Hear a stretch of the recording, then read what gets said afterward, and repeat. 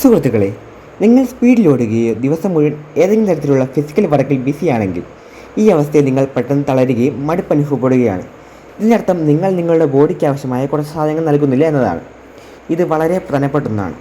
കൃത്യമായ diet follow ചെയ്യുന്നില്ലെങ്കിൽ നിങ്ങൾ നിങ്ങളുടെ എനർജി ഇവിടെ നഷ്ടപ്പെടുത്തിക്കൊണ്ടിരിക്കുകയാണ്. കൃത്യമായ ഡയറ്റ് ഫോളോ ചെയ്യണം. ഇന്ന് ഞാൻ നിങ്ങളോട് പറയാൻ പോകുന്നത് ഇത്തരത്തിലുള്ള കുറച്ച് കാര്യങ്ങളാണ്. എന്തെന്നാൽ ഈ കാര്യങ്ങൾ നിങ്ങൾ ഡെയിലി ഫോളോ ചെയ്താൽ ദിവസം മുഴുവൻ ആക്റ്റീവായിരിക്കാൻ ഇത് നിങ്ങളെ സഹായിക്കും. കൂടാതെ ഇവയെല്ലാം നിങ്ങളുടെ വീട്ടിൽ സുലഭമായി ലഭിക്കുന്നവയുമായിരിക്കും. ഒന്നാമതായി കടല കുതിർത്തതും ആ വെള്ളം കുടിക്കുന്നതും നിങ്ങളുടെ ബോഡിയിൽ സ്റ്റാമിന ലെവൽ വർദ്ധിപ്പിക്കാൻ സഹായിക്കും.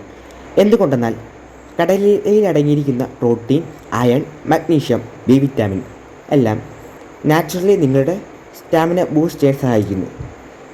രണ്ടാമതായി കിസ്മിസ് അഥവാ ഉണക്കമുന്തിരി. കടലയുടെ കാര്യം പറഞ്ഞതുപോലെ തന്നെയാണ് കിസ്മിസും.